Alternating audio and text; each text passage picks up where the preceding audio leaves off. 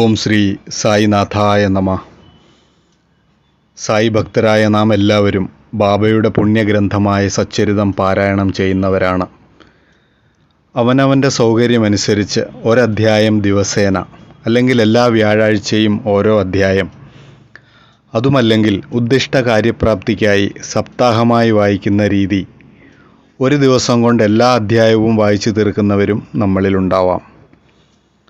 സച്ചരിതം പാരായണം ചെയ്യുമ്പോൾ നാം ഓരോരുത്തരും ശ്രദ്ധിച്ച് ഓർത്തിരിക്കേണ്ട ഒരു കാര്യമുണ്ട്. അധികമാരും ഇത് പാലിക്കുന്നുണ്ടോ എന്നെനിക്കറിയില്ല. എന്താണെന്ന് വെച്ചാൽ, സച്ചരിതം നാം വായിക്കുമ്പോൾ നമ്മുടെ ചിന്തകൾ മറ്റു കാര്യങ്ങളിൽ വ്യാപരിച്ച് വായന വെറും പേരിനുള്ള ഒരു വായനയായി തീർക്കരുത്. എങ്ങനെയെങ്കിലും പെട്ടെന്ന് അധ്യായങ്ങൾ തീർത്ത് മറ്റു കാര്യങ്ങളിലേക്ക് കടക്കാൻ തിടുക്കം കൂട്ടരുത്.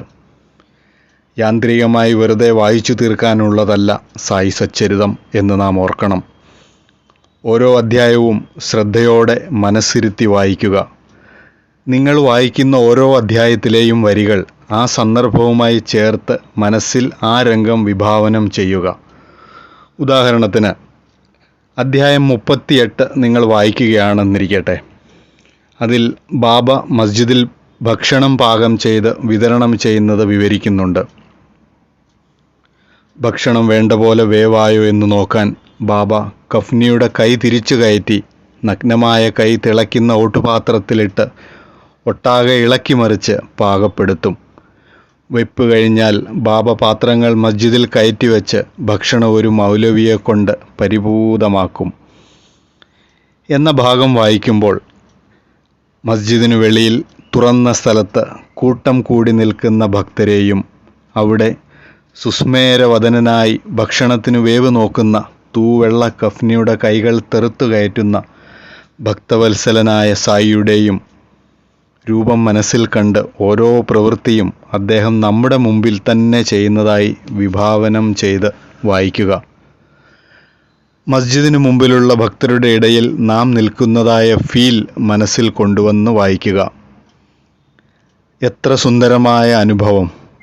ഓരോ വാക്കുകളും വരികളും വർണ്ണനകളും നമ്മുടെ ഉള്ളിൽ പതിയുമ്പോൾ ബാബയുടെ ലീലകളും ജീവിതവും എത്ര സുന്ദരമായി ഗ്രഹിക്കാൻ നമുക്ക് സാധിക്കും.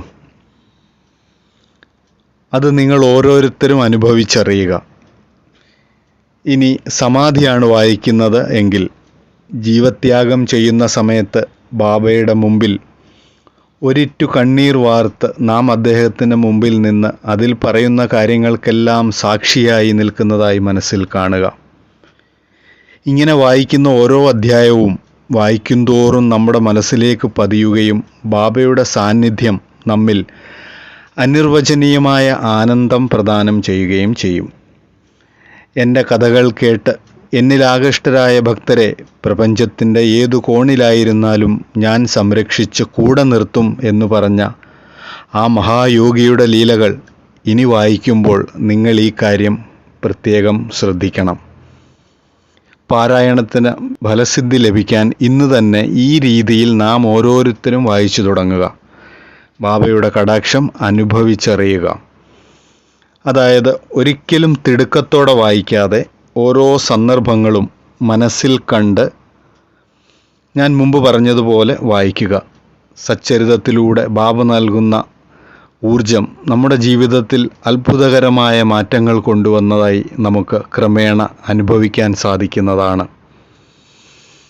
അപ്പോൾ ഇനി നിങ്ങൾ വായിക്കുമ്പോൾ ഈ കാര്യം പ്രത്യേകം ഇനി മുതൽ ശ്രദ്ധിക്കണം. ഓം സായിറാം.